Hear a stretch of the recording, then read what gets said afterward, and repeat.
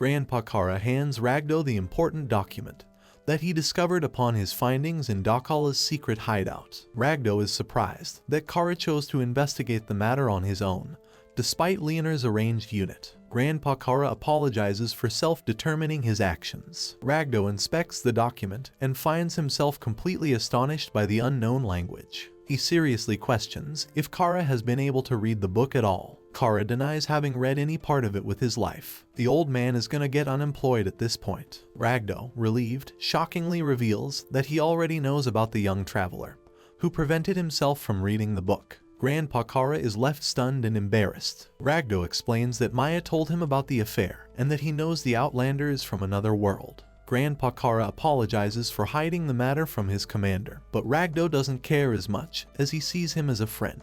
Ragdo is aware that the traveler read the cover of the titled document. Ragdo confirms that the fourth Demon Lord was named the Blue Demon Lord, a monster capable of recreating the worst human events. The matter of the book peeves Ragdo, and he intends to find out more about its origins in secret. Meanwhile, the traveler is still struck with the effect of sore muscles. His current worry is to find a way to make boatloads of money since he doesn't have a job.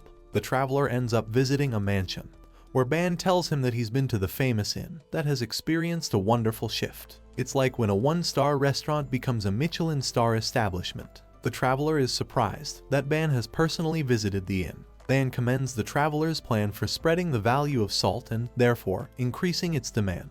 Due to the recent defeat of the bandits, the merchants will cause an influx of commodities, and eventually, people's desires to enjoy commodities will also increase. The traveler questions if Ban is aware of a material called rock salt. Ban confirms that he knows about the salt-containing ores found in the mountains. The traveler explains that their main purpose is actually to acquire the mountain salt instead. This is because it can be obtained by the boiling of a hot spring, and if the water is salty, then one can easily boil it down to get the salt. The traveler's knowledge enthralls Ban, and he thinks that they'll collectively create trends in the country. Ban gets excited because he thinks they'll be able to snag hidden treasures in the name of discovery. My guy is acting like a true businessman. The traveler grins and takes out a copy of a special map that he acquired from the bandits. Obviously, Ban is shocked that he even possesses such an item. Ban is surprised to note that the bandits were operating in such a wide territory, making their operations difficult. The traveler has already marked the places for them to explore. He also points out that the bandits have already done most of the exploration for them in this case. The traveler thinks that it's much better to use a map rather than blindly investigating something for the chance of discovery. Ban is intimidated by the man's cunningness and questions what would happen if Ban were to steal the map and investigate the matter all on his own.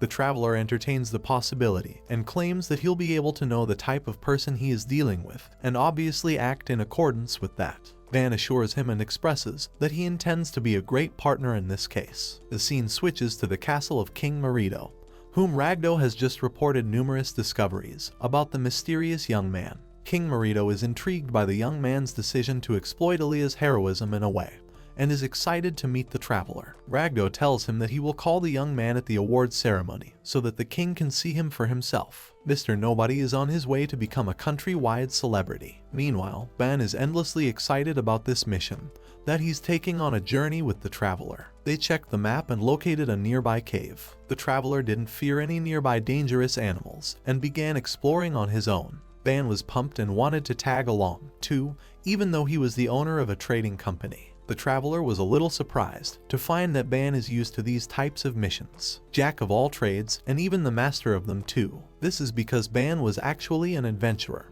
who settled down to be a merchant. The traveler is astonished that he always manages to get around people who have high profiles. He thinks that he's the only normal person in this world and can relate to the inn's employees, except they, too, haven't shown off their skills. Poor guy can't relate to anyone and is the loneliest dude on the planet. Reaching the strange crevice, Ban and the traveler come to a harrowing discovery that the cave is blocked. The traveler thinks that the cave must have been a hideout place and wasn't used for much else. Suddenly, Ban begins to inspect the wall by pressing it repeatedly with his hands. Ban discovers that a part of the wall is made out of magic, once again astonishing the boy with his abilities. Ban attacks the wall with the full force swing of his hammer, destroying it at once. Ban explains that his weapon is an enchanted hammer that amplifies the attacks numerous times. The only drawback is immense mana consumption, and it can't be used around the magic sealing stones. Ban is excited enough to continue, while the traveler notes that his eyes are in adventurer mode to the fullest. Navigating the cave, the two of them discover a forest beyond the cave. At first, it seems ordinary, but Ban emphasizes that they've made an important discovery. The traveler notes that the plants actually emit light, and they're quite similar to those on the Black Demon Lord's Killer Mountain. Ban is stunned by his knowledge once again,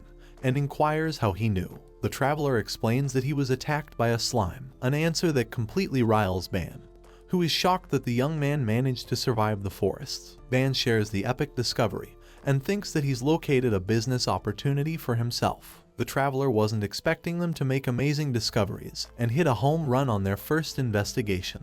Well, that is until the traveler falls into a trap and finds himself a captive of a tribe.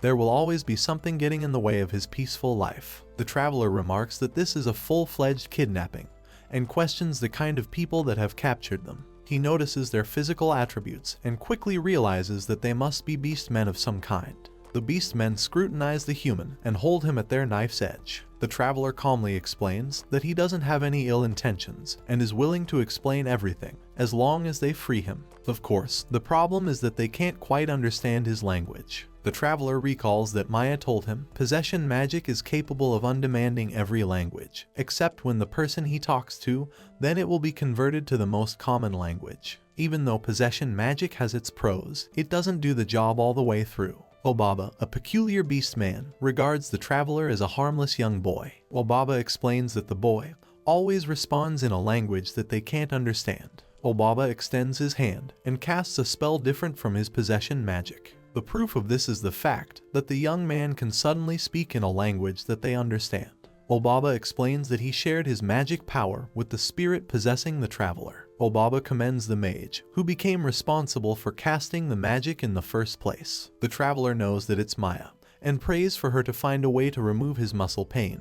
That comes as a painful side effect. Back to business, the traveler fully explains that he doesn't mean any harm to the beastman, and is fully willing to cooperate with their interrogation. This superpower, that only an omnipotent being could possess, is called simple communication. Get it? Because it's not a superpower at all. He is just exercising the talk no jutsu that he learned from Naruto. Back at the castle, Elias the Knight is told by Commander Ragdo to invite the young man who helped in the defeat of the bandits. Elias is concerned and wonders if there is something wrong. Ragdo comments that she is much more relaxed than usual and wonders if something good happened. Ragdo tells Elias that it is her mission to inform the young man of the invitation. Both the old geezers muse how the young man is actually influencing Elias in a good way, and that they're happy to see her like that. Returning to the scene of the Beast Man, they are shocked to discover the defeat of the Black Demon Lord. The traveler thinks that he can't really lie in this case. The Beast Man tribe is actually called the Black Wolf tribe, which made its escape from the Demon Lord and hid in the forest to live in secret. Obaba states that they've had no contact with the outside world and are shocked to realize that the world survives. Obaba inquires about Ban, while the traveler explains that he's just a friend who is probably interested in rescuing him. The traveler explains that he can always convince his people not to attack the tribe. Obaba is surprised that he's acting in favor of the people. This guy gaslights better than my ex-girlfriend, and that's quite the feat. The traveler doubles down and says that he doesn't want any conflicts among their people. He also requests that he stay in the village for a while. Obaba accepts and requests for a favor, an important responsibility that demands the young man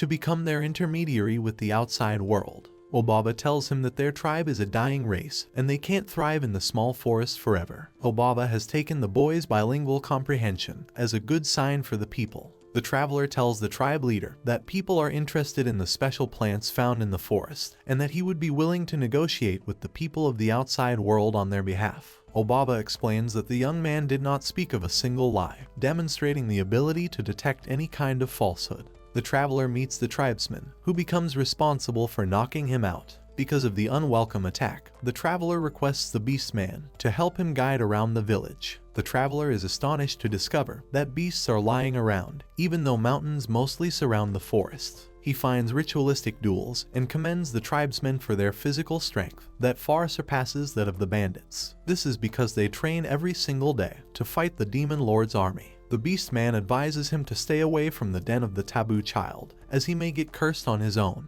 The traveler spots a young girl who is bullied by the rest of the tribe. They call her a cursed child and beat her repeatedly, something that he doesn't appreciate. The tribesman explains that she is a taboo child, bearing an odd appearance. Their violent laughter and casual mistreatment of the child strike the young man, who remarks that he has felt a similar pain back in Japan. He reclaims his composure and decides to return to Obaba. Meanwhile, Ban returns to the castle to relay the news of the young man's capture by the demi-humans. Grandpa Kara hopes for his safety. The traveler returns to the tribe leader looking for confrontation. He questions as to why the child is considered a taboo child. Obaba explains that it's because of her unusual appearance, something that shouldn't exist in the Black Wolf tribe, as the color white has an unusual resemblance to death. Obaba claims that the birth of the cursed object resulted in the death of their parents, and when she is left in the forest, the surrounding plants wither and die. They didn't want to kill the child because they were afraid of the curse taking effect upon them.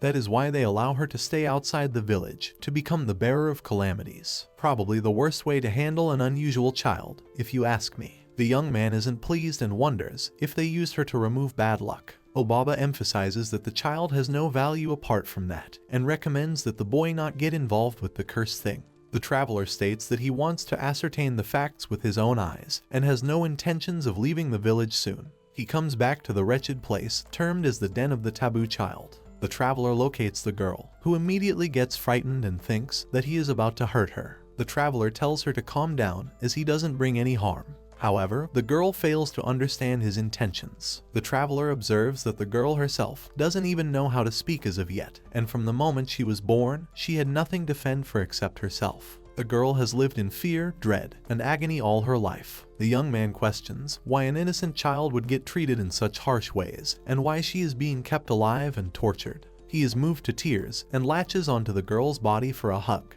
The traveler shouts words of empathy, knowing that the poor girl had no one to take care of her throughout this time. He voices the feelings that the girl was never given a chance to speak of. Bawling his eyes out, the young man noted that he wanted to cry endlessly. He accepts that many things in this world can't be fulfilled, and thinks that there are some things that only he can fulfill. He acknowledges his complacency and his flaws in life, trying to live safely without any consideration for others. The traveler deems himself a hypocrite and cries along with the poor girl as if to share their sorrows. Didn't expect him to show an emotional side, did you? Like the video for the wolf girl. After a while, he apologizes to the girl for having shown a pathetic side of him, shocked that she's able to actually comprehend what he is saying. The traveler is surprised because she wasn't displaying any comprehensive abilities before. He pates her gentle, white and shining hair. The traveler questions if the girl is looking to leave the village. That is when a strange man startles him from behind. The traveler knows that this is Ban and gets crept out by his appearance. My guy looks like an assassin, ready to take him out. Yikes. The traveler shares that he is glad Ban is safe. Ban tells him that he has called for backup,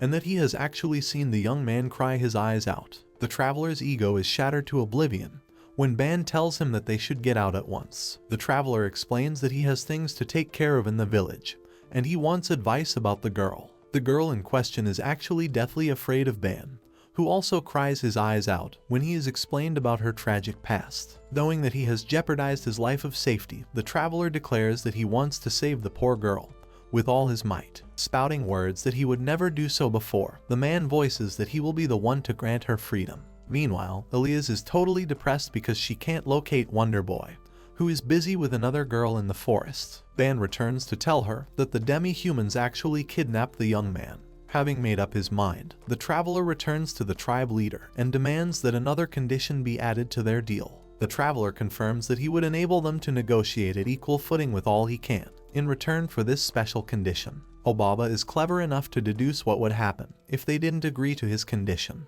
Basically, he would flop their side of the negotiations. Obaba inquires about his new condition, to which the traveler declares that he wants the taboo child to be given freedom in the outside world. He asserts that it's for both of their sake. Suddenly, Obaba is told that there are people with weapons outside the village, preparing to attack. Obaba is shocked and thinks that he has betrayed them. The traveler confirms that they're just here for him and wants to resume negotiation.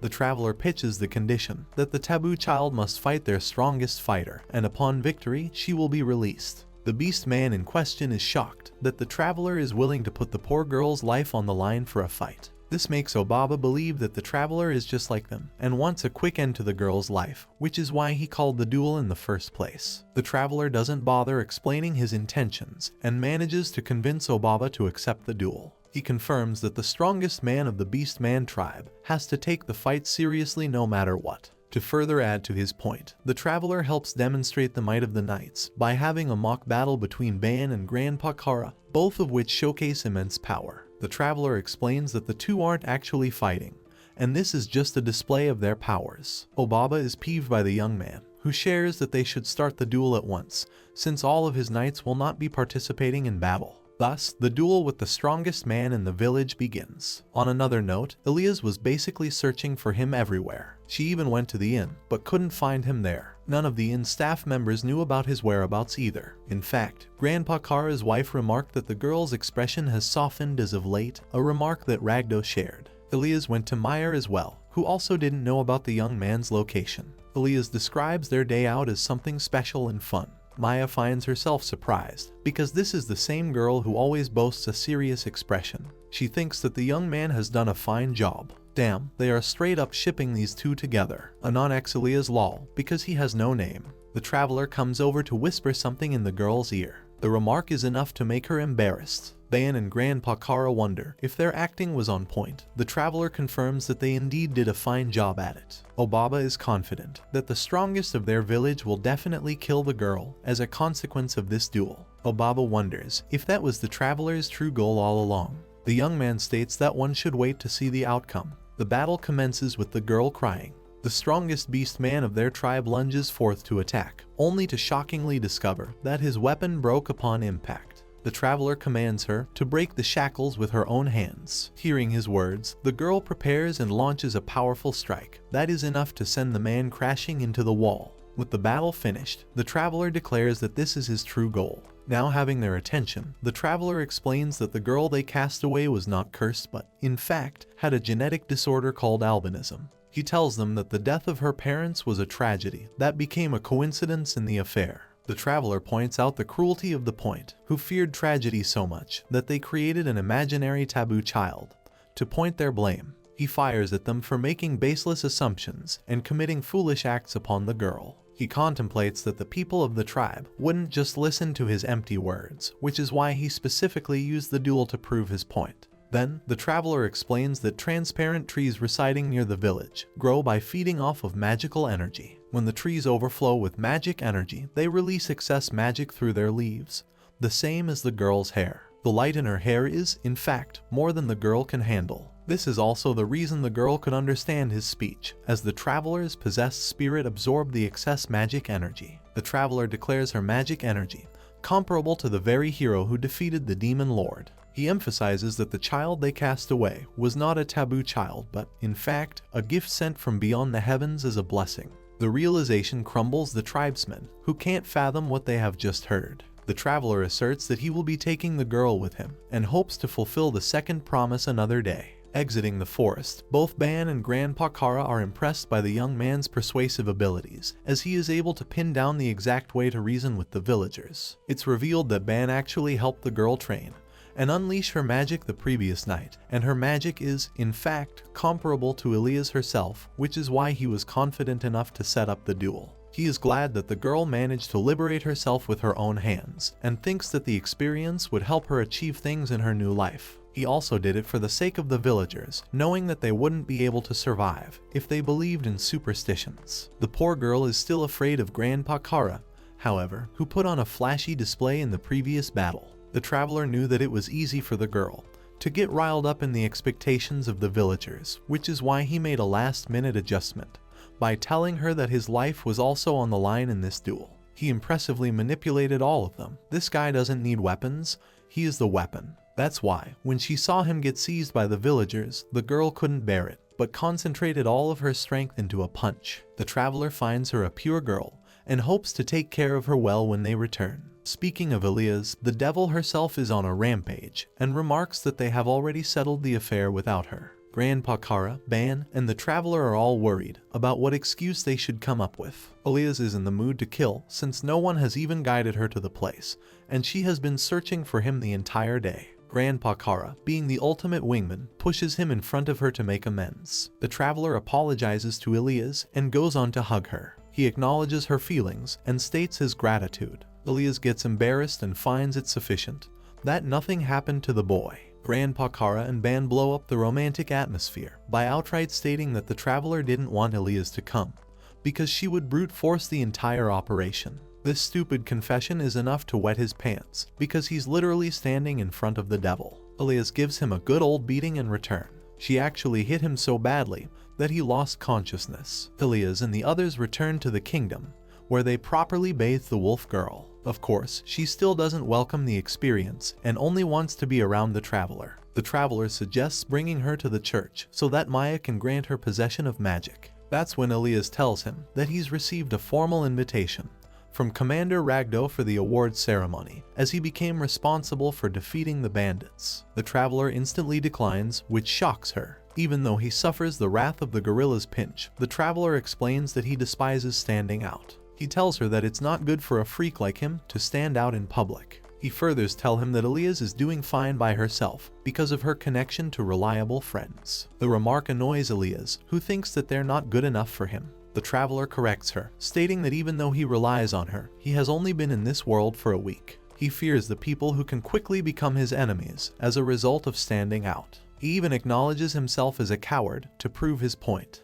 Elias thinks that he's definitely not a coward, but he's insistent on proving his point. However, the young man does confess that he relies on Elias the most, which is why he wants to decline the invitation. Elias is ready to give up and reveals that Commander Ragdo ordered her to carry out this mission. Suddenly, the traveler accepts without reason. This is because he doesn't want her to get slandered on the side, despite the troubles he will have to face. They end up in Maya's place, who casts possession of magic on the miracle child. She shows signs of communication and asks for the young man's name. The young man doesn't know what he should settle for a nickname, and simply tells her to call her Shisho or Sensei in the meantime. The wolf girl appreciates the name Shisho and finds herself chanting his name. Having completed the possession magic ritual, they decide to travel to the inn, where Sarah is endlessly in awe of the wolf girl's cuteness. The traveler requests Sarah to make clothes that fit the girl's size, even though they don't sell clothes for demi-humans in the city. Sarah gets motivated by the challenge and bolts off. While she is away, the traveler wants to help her focus on languages. Even though Maya's possession of magic aids her, the traveler wants the girl to learn languages on her own, as well as common sense. Since he is also a dunce in this affair, the two of them become Maya students. The traveler wants to help provide support to the girl, and knows that he's no different than a beginner when it comes to the knowledge of this world. Maya agrees to become their tutor and begins teaching them. Elias, on the other hand, practices her training in idle time. Sarah returns with a finished product. The black clothes are complementary to the girl's white hair, adding the perfect touch. Sarah also makes added modifications to her attire, and actually carves a really modern-looking outfit for her. The traveler is astounded by her skill, and tasks her with making clothes for Elias as well. He pays her a hefty amount, something that Sarah feels she doesn't deserve. The man explains that one has to pay a suitable amount to buy someone else's skill. The nameless protagonist basically disses companies that underpay their employees. He tells her that she'll get paid for making clothes on order, reminding her that everyone in the room appreciates her talent. The traveler makes the girl smile. He internalizes how impressive it is for her to make accessories and shoes in the span of a few hours, adding weight to her skill. Arriving at the inn, the traveler is welcomed by the staff, who is surprised that he's brought a cute girl along. The wolf girl is served a delicious meal, while the young man teaches her how to eat with the tableware. She takes her first bite and gets fascinated enough to fill her stomach. After the delicious meal, the young man reflects that there is a lot of progress to be made with the beast girl. Most importantly, he wants to teach her to become independent so that she can live on her own. He asks Elias for suggestions on naming, since the villagers only refer to the girl as a taboo child. Elias wonders if they should make something out of the word black, since she comes from the Black Wolf tribe. They find themselves at a loss until Elias suggests the name Wolf. The traveler thinks about it for a bit and doesn't hate the name too much. He names her Wolf at last, a name that the wolf girl herself adores. He also points to her new home, which is Elias' own space. The girl is filled with admiration and takes a step inside, kickstarting a new life for her. Meanwhile, King Marito is told of the recent conflict with the demi-human tribe. Knowing that the young man is linked by the subjugation of bandits, a book of the Demon King, and even the discovery of the human tribe. Marito is amazed by the man's achievements. Ragdo relays that Elias successfully persuaded him. Marito is delighted to meet the man who brought change to their country, to the point he can't contain his excitement. The mystery man himself reflects that he now has a responsibility to take care of the girl, and wonders how he should influence her life. He also has to take care of Elias, who is burdened with insecurities, knowing that Elias only trains to distract herself from her thoughts. In fact, the traveler alludes to the possibility that her strength is a result of her coping with her insecurities. He rejects the thought and thinks that Elias has grown softer, which can turn out badly for her. Plagued by a whirlpool of thoughts, the man regains his composure and declares that his cold, methodical self is still unaffected. Formal occasions require formal attire, which is why the traveler asks the merchant man to fetch him some formal wear. Arriving at the scene, Wolf comments on how he looks so different. The young man himself is a little overwhelmed because he looks like a medieval nobleman. He receives compliments from Grandpa Kara, who has adorned the ceremony with special armor. At the same time, Ban has been placed in charge of trade between the Black Wolf tribe and the Kingdom Taizu. The rest of the merchants are going to use Ban as the intermediary for the trade. The traveler himself has become the intermediary for the negotiations on behalf of the Black Wolf tribe.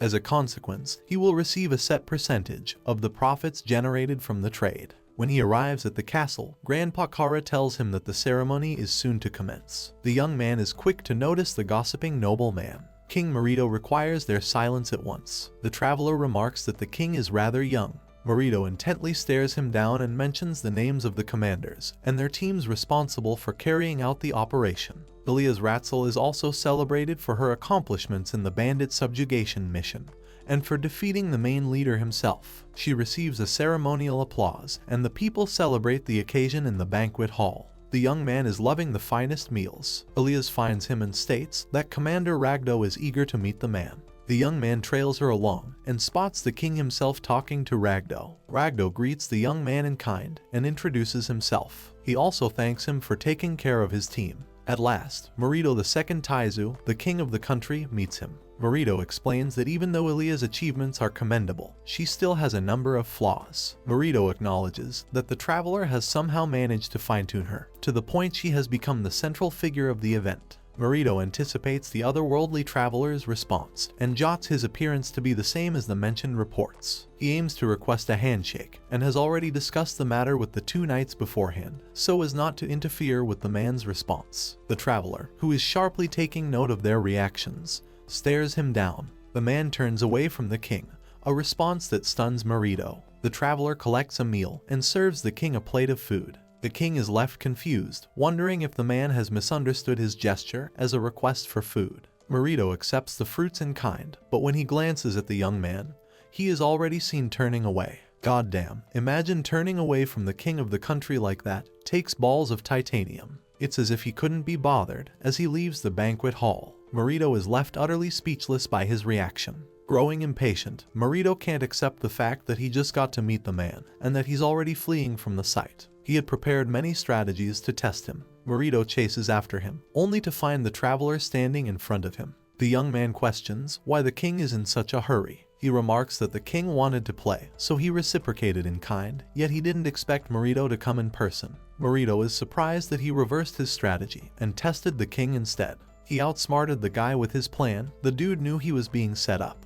Marito laughs, stating that he couldn't help but be curious. The young man states that he has already seen through Elia's terrible acting. Marito claims that he actually likes the traveler very much and would prefer a conversation. He borrows him for a while and shares a drink in private. Marito states that it's fine for him to drop the formalities. He thanks him for effectively making use of the knights, who were struggling with chivalrous values. The traveler states that Dakala was a good leader in that regard. Marito argues that most of the strategy was thanks to the young man's efforts, who calculated every move with sheer precision. Marito is surprised that he isn't overly proud of his achievements. The traveler argues that he doesn't fancy being proud by taking advantage of other people's weaknesses. Instead, he wants Marito to praise Elias as she was able to reject the chivalrous path that her father paved as an ideal and instead followed the young man's whims. Marito shares his gratitude regarding the Black Wolf tribe as he helped maintain an equal relationship with the kingdom, even though it would have been easy to control the demi-humans. Strangely, the traveler reflects that the king's behavior is similar to someone who is under a lot of pressure. Marito brings forth the most important subject of their meeting, which is the infamous Book of the Blue Demon Lord's research. This is the topic that the young man was looking forward to avoiding. Marito emphasizes that the matter is of urgent importance, and even though the text is written in his world's language, he chooses not to read it. The traveler explains that he didn't want to risk Grandpa Kara's position by engaging in the act. Marito states that this kind of research is actually forbidden. If their kingdom were as strict as the Megis, they would have basically searched him at once and executed the foreign traveler. Damn, so he could have signed his death sentence by going through the contents. Marito explains that the wrath of the Demon Lord rendered many areas a barren wasteland, which is why the Megis people are sensitive when it comes to the Demon Lord. In fact, Marito reveals that the bandit leader Dakala actually used to be an assassin for Megis. The realization stuns the traveler, who finds something suspicious about his involvement. Marito emphasizes that if the book is actually a research diary, then it's going to erupt as an intercontinental problem. Marito wants the young man to rummage through the contents of the book because of its importance. The traveler asks how many are aware of the book's existence. Marito explains that only Ragdo and the king himself know of the matter. Marito reveals that Maya once tackled the greatest responsibilities in Taizu because of Sir Yugura, and that the two most likely already know about the existence of the book. The traveler is shocked because this raises the question of whether Maya is some kind of insider agent. Marito thinks otherwise and states that, while Maya can be trusted, the people of Megis are not to be trusted. Marito wonders if the traveler is willing to share the information with Elias. The traveler is beginning to understand the weight of the affair and questions what he should do. Marito tasks him with translating the book into their language. The young man argues that it would be incredibly dangerous to do that. Marito explains that the translation wouldn't receive a physical form, as all of the information would be memorized. Marito tells him that he should visit the castle daily for bits of translation, and he will be considered a consultant for the time being. The man's new responsibility will be to talk to the king and advise him about the knowledge of his world. The traveler explains that he wasn't much of a person in his world and doesn't have much expertise. Marito tells him that he doesn't care, as he wants to know more because of his curiosity. The traveler also pitches a condition that has not yet been revealed. Marito considers the arrangement, and the two of them shake hands in agreement, vowing to agree to a long-lasting relationship. After their conversation, Marito tells Ragdo that the young man is far more intriguing than he expected. Marito expresses an innate desire to have the traveler serve their country as something more than just a collaborator. Mr. King over here is a secret admirer of the goat. When Elias returns home after her day's work, she discovers a celebration party. The traveler and Wolf have arranged delicious food, especially to celebrate Elia's achievements. Even though the young man doesn't expect her undeserved prejudice to die down yet, he still wants to give her congratulations for her efforts. In a different location, under the hollows of the dark, a human communicating with the demonic force relays that they have failed to secure the book. The Horned Demon orders him to make hasty progress, as the contents of the book could prove to become a problem. The Red Demon Lord emphasizes that their relationship will be dissolved if the humans manage to uncover his existence. 10 months fly by in the blink of an eye ever since he came to this world. Wolf greets him, and our clumsy protagonist reveals that it's actually been only 2 weeks instead. Wolf's incredible adaptability allows her to communicate with people without even needing the possession of magic. She has been able to craft the common language of this world with ease. She also learned a few Japanese words from him. As for the protagonist himself, he's just loafing around, and still depends on possession magic to communicate with others. He's so smart yet so dumb, perfectly balanced as all things should be. A freshly awoken Elias arrives at the scene. The traveler bugs her and tells Elias to return the greeting with a smile. Elias instead makes a scary-looking face, which the traveler thinks she should practice smiling more often. Elias thinks it's impossible to learn. The traveler's glinting smile takes her aback as he demonstrates his point. As for Wolf, she's been getting used to the gazes of others. The young man thinks that she could easily pass as a popular beast in the neighborhood. There was also a recently made announcement to recognize the demi-humans within Taizu Kingdom territory. That's why there have been a number of people sighted from the Black Wolf tribe. He also got an entrance badge from Commander Ragdo, which allowed him to meet King Marito without any problems. The two of them greet the king good morning. Marito is busy with paperwork and tells them to sit around in the meantime. The traveler maintains his position as a court jester. Wolf goes away to practice with Grandpa Kara for her routine training. Marito returns from the paperwork and explains that their schooling program is in progress. Marito didn't get an awful lot of support for trying to raise the educational standards of his country. Marito has been entertained with many ideas that the young man shared, and was astonished to note their population exceeds 7 billion humans. The current phase is a back and forth conversation that they usually share when talking about their world. The traveler answered as best he could, and they would always debate how things were in his world, and whether or not certain policies of his world could be applied in Taizu. Marito marks the end of his new policies and talks about cultural development. He wants to know about the appliances that are used for cooking. The traveler has already explained the rice cooker to him, and has decided to talk about the microwave instead. He wonders if they can recreate something with magic, even though the fundamental laws are still troubling for them to understand.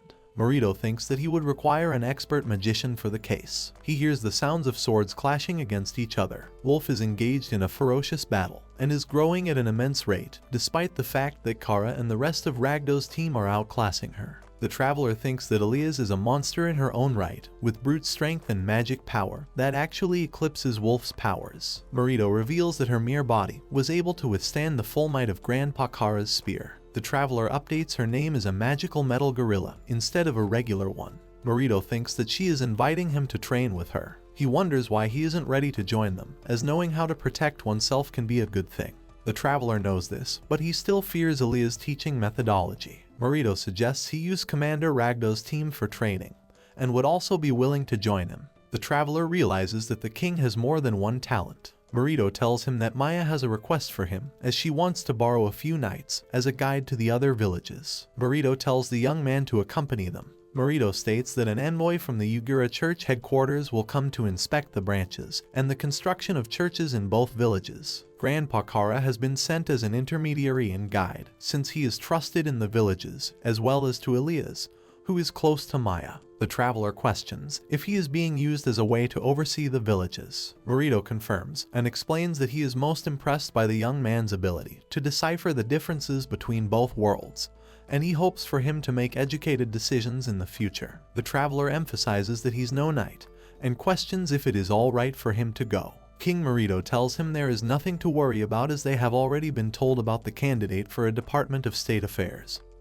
who is tagging along for study purposes. The traveler is glad he's not considered a court jester out in the open. That night, after taking a shower, the young man spots Elias cleaning her blade. Elias answers his question and tells him that Wolf has already gone to sleep. The traveler is glad that she had a fulfilling day. Elias pleasantly invites him to join the training so that he can also soundly sleep.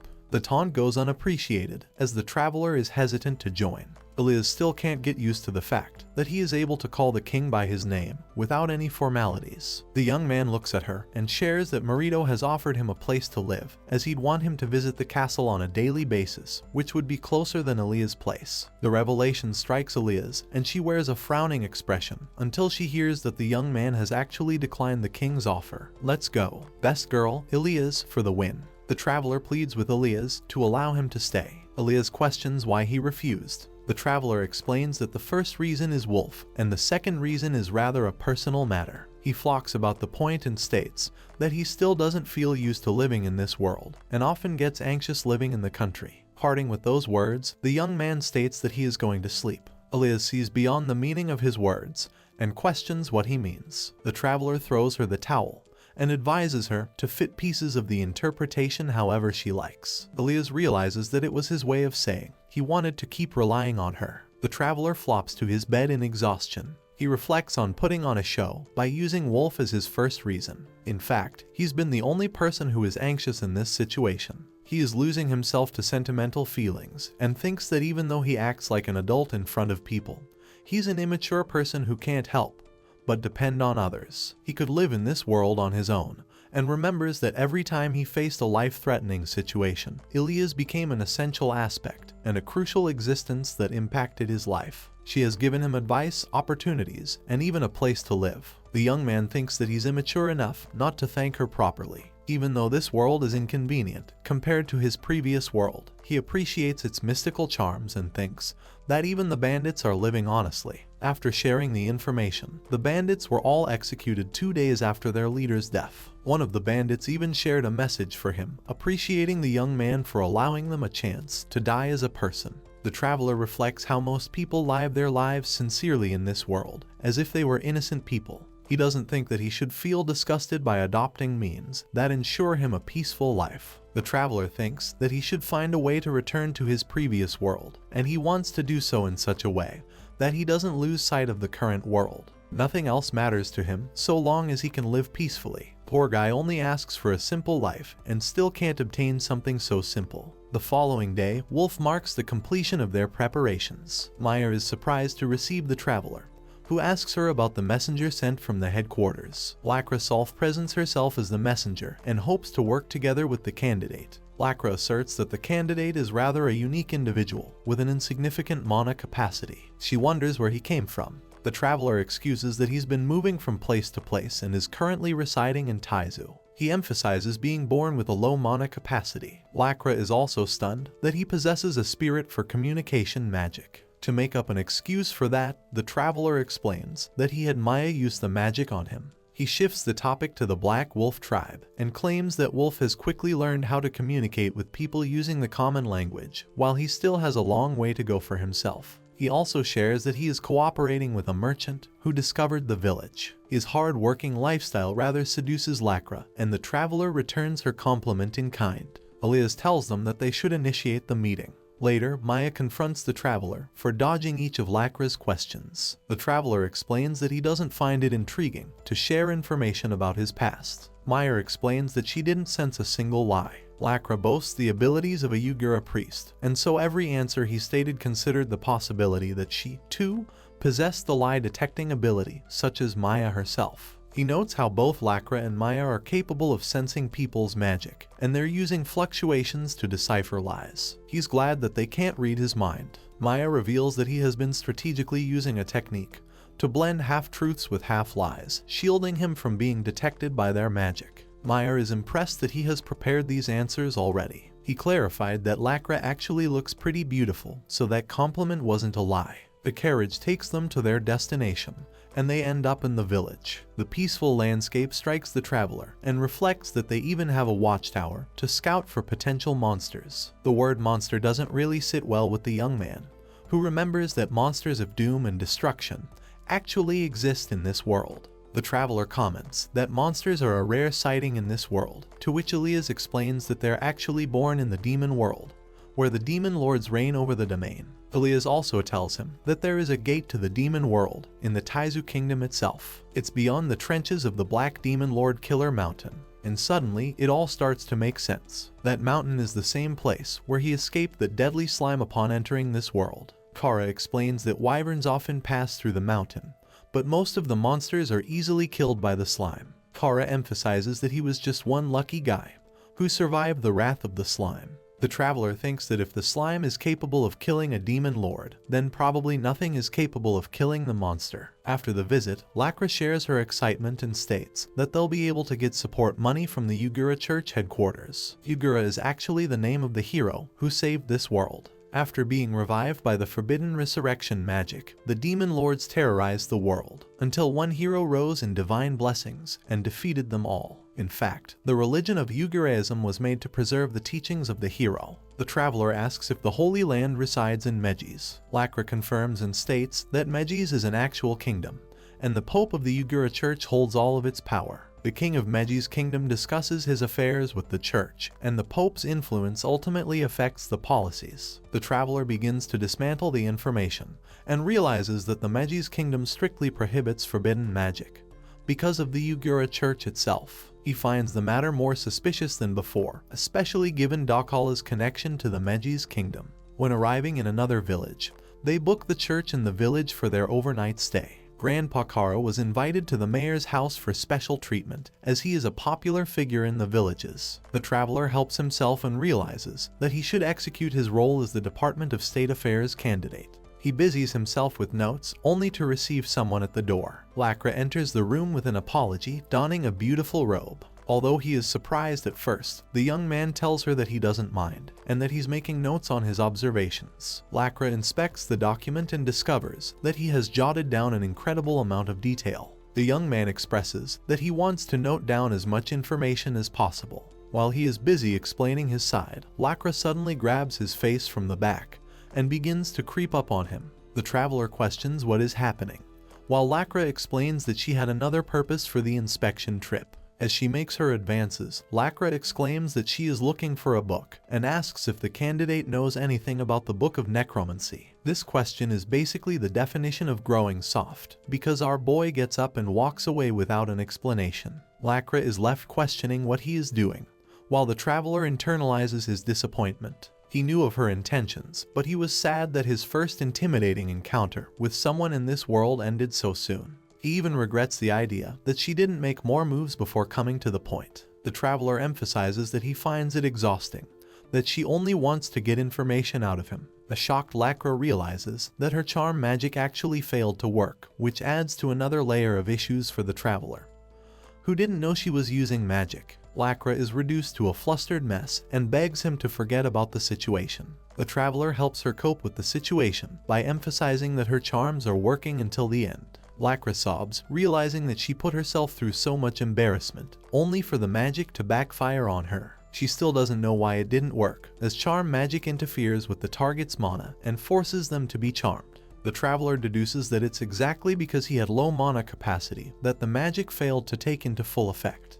In fact, the poor guy thinks that he probably has one mana point, if at all, and that he can't even use healing magic like everyone else in this world. He bullies her by saying she should have tried normal seduction, as that would have had greater chances of success. After that failure of a night, the two of them discussed information regarding the book. The Ugura headquarters sealed documents about the demon lords and information about forbidden magic. The book itself wasn't found in the sealed documents, as Dakala stole one of the books. Because suspicions about Maya were flocking about, Lacra, a talented priest, was assigned the duty of carrying out the mission of finding the book. The word talented doesn't quite fit in this case, because the traveler is starting to question Lacra's abilities. Lacra tells him that she can use all kinds of high-level magic, and possesses enough ability to defeat an army of the undead by herself. She throws a few tantrums, while the traveler finds himself exhausted, and expresses the desire to go to bed. The moment he thought he was getting away, without being interrogated about the book, Lacra questioned him once more. The traveler feigns ignorance, and asks questions about the book. He mixes half-truths in his answers to fool Lacra with her lie-detecting magic. Lacra states that she has been using a barrier to locate the book by deploying it in many villages. It's actually a harmless barrier with regenerative abilities that specifically reacts with the book even from a long distance. She wants to put up a barrier in each village, including the royal capital, except she doesn't have the authority or the permission to do so. The traveler emphasizes that he's just a mere candidate,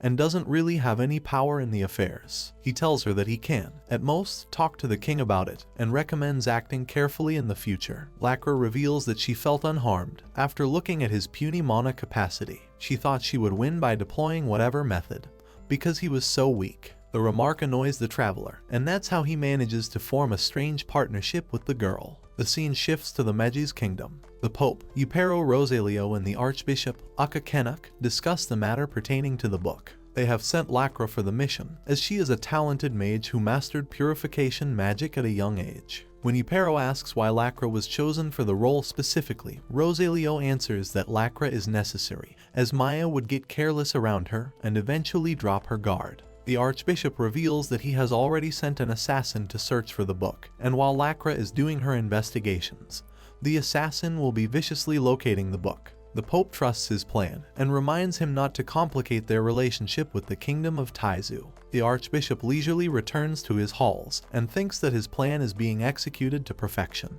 He receives a sudden report from Lacra, and finds himself in tatters, because she has revealed their plan to a candidate. Lacra tells the Archbishop that the man is willing to cooperate with her in search of the book. The Archbishop thinks nothing of the candidate, and carelessly believes that her new partner would help her on their mission. The same man working under the Red Demon Lord is visiting him at this moment. He uses his hypnosis magic and inquiries for information about Lacra's mission. The suspicious man is glad that their plan is going well and states that he wants official permission from the Archbishop to send more assassins to search for the book. The Archbishop signs the document under the effects of the hypnosis, and the suspicious man leaves without a trace. As soon as he departs, the hypnosis magic also fades. The Archbishop remembers nothing of their interaction, and doesn't even recall a person being there. The traveler reports his findings to King Marito, who thinks their inspection mission has proven to be worthwhile. The young man emphasizes that he formed an unusual relationship with Lacra. King Marito wants him to make full use of her. Marito agrees that there are others involved in this mission, aside from Lacra,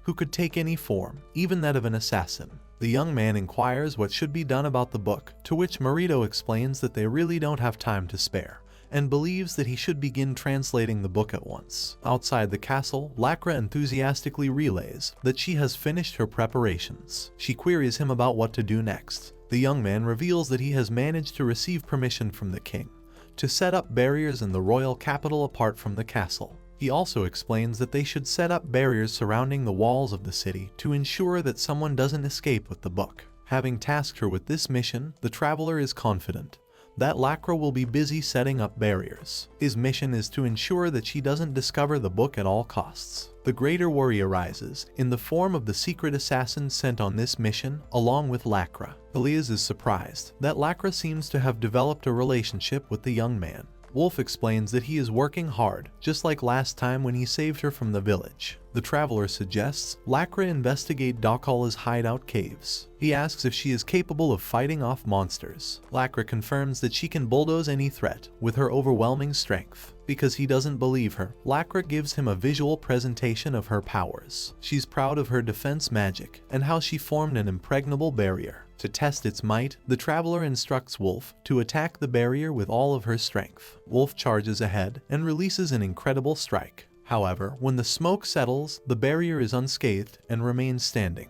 Lacra celebrates in joy, so to test out its real strength, Elias steps up to the challenge. Judging Wolf's attack power, Elias cultivates a strike of a similar level, and actually shatters the barrier with her incredible strength. Elias commends the barrier for at least blocking the attack, and states that she would have to get serious to penetrate it fully. Lacra embarrassingly tells them that it at least held its place, and that someone like the young man could never break the barrier. Well, the guy starts digging with a shovel, and throws the dirt atop the barrier. He basically traps her inside with no opening in sight. The young man questions if she is unable to manipulate the form of the barrier to a cone shape, or use wind magic to blow off the dirt. Lacra thinks that it is risky for her to run two types of magic at once. The traveler is unimpressed, and thinks that she will struggle with a mere monster with the ability to use poisonous liquid. Elias blows the dirt away, while Lacra is reduced to a crying mess thanks to the wickedness of the young man. The traveler intently bullies her without remorse. He still shares beef with her because of that night. In a dark alleyway, a cloaked man enters a room